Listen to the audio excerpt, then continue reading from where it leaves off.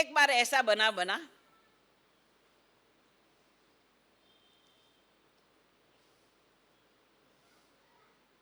कि उस राज्य के अंदर दो दो बहनें थी। एक ही सेठ की दो पत्नियां, सौक्य जिसको कहते हैं सौक्य।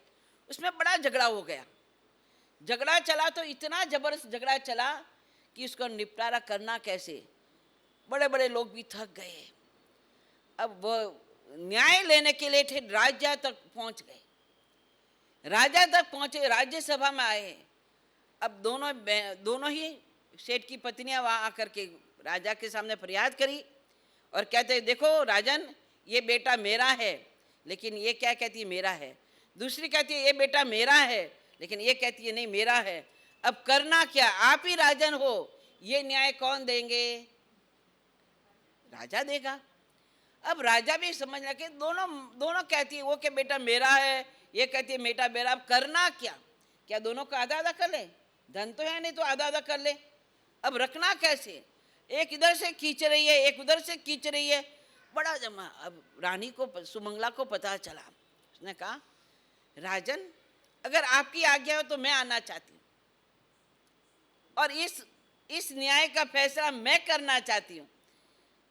राजा ने कहा कोई बात नहीं। राजा ने कहलाया, रानी की इच्छा तो आ सकती है। रानी को राज दरबार में बुलाया गया। कनात के अंदर रानी बैठी है। अब न्याय देना है, वहां पर सुबुद्धि चाहिए। सुमति के बिना न्याय हो नहीं सकता।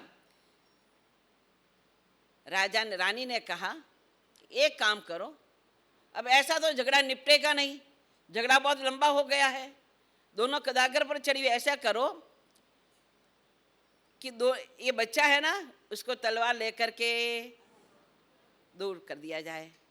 जिसका बेटा होगा उस दोनों को दो भाग कर दिया जाए। अब जो सच्ची माता होगी ना, वो कभी बेटे का दो टुकड़ा करने देगी? कभी नहीं सोचेगी।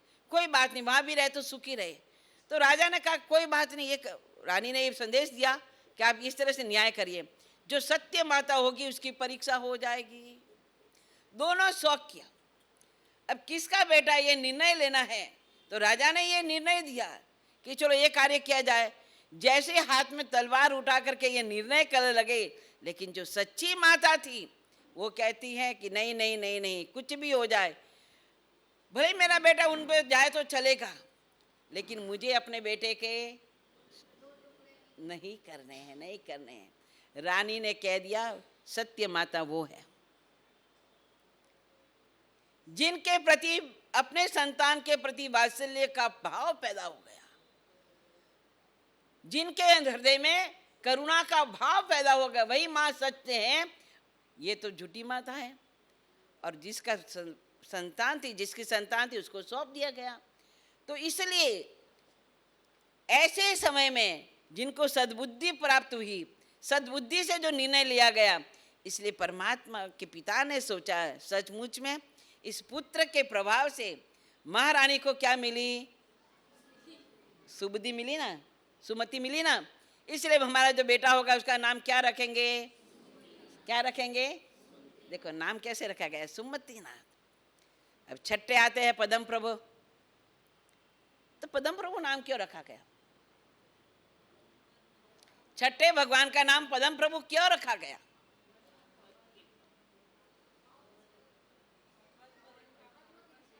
हा? जोर से बोलो, सही बोलो तो पता चले मेरे को। माँ के जब बेटा गर्भ में आया तो माँ को एक देहत उत्पन्न हुआ, मुझे पद्म की सैया पर सोना है, मुझे जो कमल की सैया है उस पर लेटना है। ये दोहा आने के कारण पिता ने सोचा जब हमारा बेटा जन्म लेगा तो हम उसका क्या नाम रखेंगे? पद्म प्रभु। पद्म की सैया पर लेटने का जो सपना आया है, इस कारण से जब हमारा बेटा पैदा होगा तो उसका नाम भी हम क्या रखेंगे? पद्म रखेंगे। अब सुपार्श नाम क्यों रखा? आज यही व्याख्यान है अपना। आपको बता दो ना, आपको ज्ञान तो होना चाहिए नहीं कि हमारे तीर्थंकरों का नाम ऐसे क्यों रखा गया। हम तो वैसे सोच लेते हैं। सुपार्श क्यों रखा गया?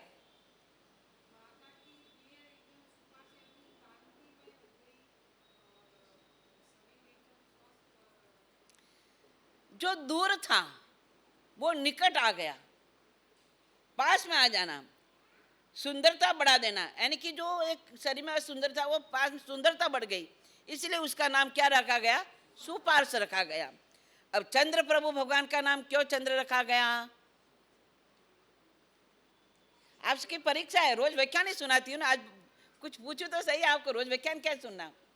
क्यों रखा गया चंद्र प्रभु?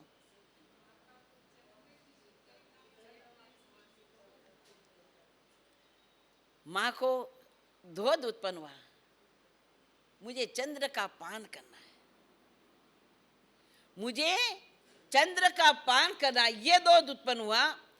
राजा ने वो सपना तो पूरा किया, लेकिन जब मेरा बेटा पैदा होगा, क्योंकि चंद्र क्या हो, कैसा होता है? शीतल होता है। जब मेरा बेटा पैदा होगा तो उसका नाम क्या रखूंगा? मैं चंद्र रखूंगा, चंद्र प्रभु, चंद्र रखूंगा, इसलिए उनका नाम क्या पड़ा? अब नम्य भगवान सुवेदीनाथ, तो उनके दो नाम है, पुष्पदत्त भी है और सुवेदीनाथ भी है। सुवेदीनाथ, जो सुविधि, जो विधि हम कर रहे थे वो हमारी अविधियाँ चल रही थी। जब माता के पेट में जब ये संतान आई, हमारी कुविधि भी सुविधि के रूप में परिवर्तित हो गई। इसलिए परमात्मा के पिता ने सोचा जब हमारा बेटा होगा उसका नाम क्या करेंगे? और दूसरा ये बात भी है कि पुष्प के समान प्रभु की जो दान थे ना, दंत पंक्ति होने से प्रभु का नाम क्या रखा? पुष्पदंत रखा। अब शीतलनाथ क्या हुआ? शीतल क्यों पड़ा शीतलनाथ भगवान का नाम? परमात्मा के जो पिता थे उनको दाह जबर बहुत होता था, यानी कि शरीर में जलन, बहुत जलन, अनेकों उपचार कराए फिर भी उन्हें कोई शांति नहीं हो रही। लेकिन जैसे ही तीर्थंकर की आत्मा माँ के गर्भ में आती है, और गर्भ में आने से क्या हुआ? राजा को एकदम शीतलता शीतलता शीतलता, जो दाह ज्वर था वो उनका शांत हो गया। और शांत होने के कारण पिता ने सोचा जब मेरे घर में ये पुत्र का जन्म होगा तो मैं इसका नाम क्या रखूंगा? शीतल रखूंगी, इसलिए शीतल रखा। अब श्रेयांश, 11वें भगवान का नाम क्या है? श्रेयांश का मतलब क्या होता है? श्रेय यानी कल्याण करने वाले, कल्याण करने वाले, जीव मात्र का कल्याण करने वाले। मंदिर के अंदर अधिशेष जो सैया पर बैठने से अन्य की, अब उस गांव में बहुत उपद्रव होते थे, बहुत उपद्रव, और उस द्रव को शांत करने के लिए एक बार क्या हुआ, जब परमात्मा गर्भ में आए तो माता को हुआ कि बस मैं इस सिंहासन, जो देव प्रतिष्ठित जो सिंहासन है उस पर मैं बैठूं, जिससे क्या होगा, मतलब कल्याण होगा। तो वो इसको मन में जो उपद्रव कर रहा था वो उस सैया पर जाकर, उस सिंहासन पर जाकर के बैठती हैं तो सारा उपद्रव क्या हो जाता है? शांत हो जाता है, और सब लोग आनंदित हो जाते हैं, श्रेयस्कर बन जाता है। इसलिए माँ बाप ने सोचा ये उपद्रव शांत हो गया है, जो देवता का उपद्रव था वो शांत हो गया है, इसलिए इस बेटे का नाम क्या रखेंगे? श्रेयांश रखेंगे। अब वासुपूज्य भगवान, 12वें वासुपूज्य भगवान, अब उसका नाम वासु क्यों रखा? जो आपस के अंदर जब परमात्मा गर्भ में आए तो वसुदेव राजा की रत्नों से पूजा होने लगी, उनको मान सम्मान मिलने लगा, इंद्रों के द्वारा भी उनका मान सम्मान मिलने लगा, माता पिता की पूजा होने लगी। तो माता पिता ने सोचा कि जब मेरा बेटा होगा तो उनका नाम क्या रखें? वासु पूज्य, क्योंकि वो पूज्य, उसके कारण हम पूज्य बने। तो पिता का नाम तो वसु था ही, वो पूज्य बने, इसलिए क्या नाम रखा? वासु पूज्य रखा। अब विमलनाथ भगवान, बुद्धि को निर्मल करने वाले, बुद्धि को विमल करने वाले, जो कलह का वातावरण था, और वो कलह का वातावरण जब विमलनाथ परमात्मा पेट में आना हुआ, माँ के गर्भ में आए, तो उस समय जो कलह का वातावरण बहुत ज़्यादा फैला हुआ था। लेकिन जैसे ही प्रभु के गर्भ में आने से लोगों की जो कुबुद्धि थी ना, वो बुद्धि सुबुद्धि बन गई, निर्मल बुद्धि बन गई, विमल बुद्धि बन गई। तो माता पिता ने सोचा कि जब हमारे बेटे का जन्म होगा तो हम उसका क्या नाम रखेंगे? विमल बुद्धि, विमल नाथ रखेंगे। अब अनंतनाथ भगवान का आया। अनंतनाथ भगवान के गर्भ में आने पर आकाश से एक बड़ा चक्र भ्रमण करते हुए देखा। आकाश में बड़े चक्र को क्या करते देखा? भ्रमण करते हुए देखा। वो अनंत अनंत रत्नों की माला देखी, इसलिए प्रभु का नाम क्या रखा?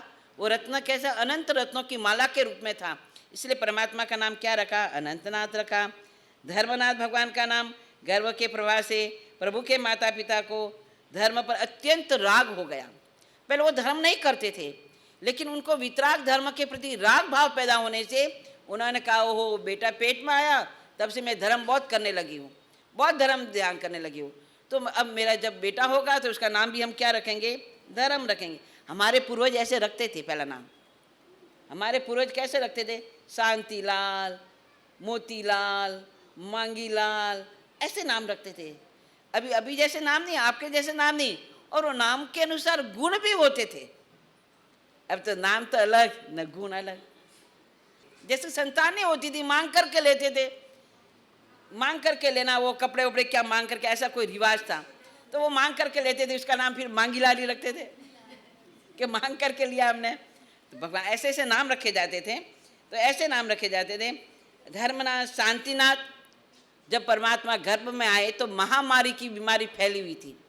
उस महामारी जैसे परमात्मा गर्भ में आए तो वो मारी की बीमारी शांत हो गई, लोगों का मरना कम हो गया, चारों तरफ शांति फैलाई, तो उसका नाम क्या रखा? शांतिनाथ रखा गया। अब 17वें कुंतुनाथ भगवान गर्भ में के प्रभाव से माता को पृथ्वी पर रत्नमय स्तूप देखा, इसलिए उसका नाम क्या रखा? कुंतुनाथ रखा।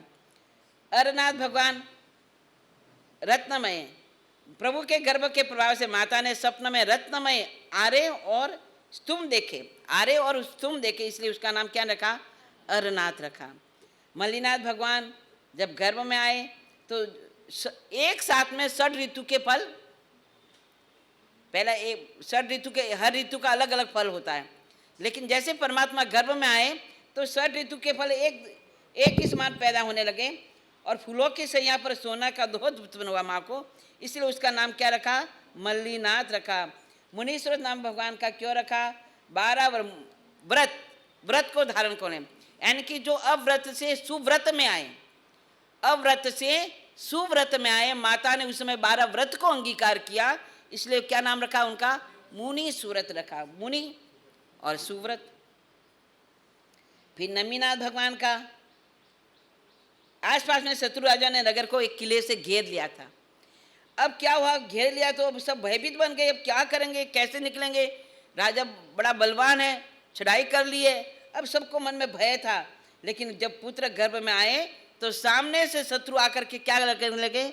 नमने लगे, और उनको कहे नहीं भाई कोई बात नहीं, हम आपकी शरण को स्वीकार, बलवान राजा है फिर भी वो शरण को स्वीकार करता है, तो उसका नाम क्या रखा? नमीनाथ रखा। अरिष्ट नाम का रत्न माता शिवा देवी ने सपना में देखा था। अरिष्ट यानी कि अपमंगल को दूर करने वाला, जो अपमंगल है उसको दूर करने वाला, ऐसे रत्न को माता ने देखा, इसलिए नमीनाथ भगवान का क्या नाम रखा? और पारसनाथ भगवान का, माता जब सोई हुई थी वामा माता, पास में से क्या निकला? बस उसका नाम क्या रखा? पास, यानी पास में से निकला, इसलिए उसका नाम रखा पारस कुमार। और वर्धमान का नाम क्यों रखा? धन्य, धान्य, राज्य आदि की सब वृद्धि होने लगी, तो माता त्रिशला ने और सिद्धार्थ राजा ने सोचा, ओह हमारा पुत्र इतना भाग्यशाली है कि जब से गर्भ में आया तब सब राजा हमारे पास आने लगे, राज्य की बढ़ोतरी होने लगी, राजकोष भरने लगा, धन्य धान्य के भंडार भी भरपूर होने लगे, चारों तरफ खुशहाली हो गई। तो जब हमारा बेटा का जन्म होगा तो उसका नाम क्या रखेंगे? वर्धमान कुमार। तो इस तरह से 24 तीर्थंकर परमात्मा के नाम रखे गए, और ऐसे तीर्थंकरों के नाम जब हम स्मरण करते उसके अनुरूप नामों का बहुत प्रभाव है। ये अंग के अंदर भी है ना, बड़ी दर्द होते हैं, कभी आंखें का दर्द होता है, कभी कान का दर्द होता है, कभी दांत का दर्द होता है, कभी गले का दर्द होता है, शरीर का दर्द होता है, तो कौन से तीर्थंकर के नाम का जाप करना चाहिए? खाली नाम मात्र में, ये हमारा एक है स्तोत्र पाठ है, स्तोत्र पाठ, उसमें सारे अंगों का नाम बताया और हर एक अंग के साथ हर एक तीर्थंकर परमात्मा को जोड़ा हुआ है।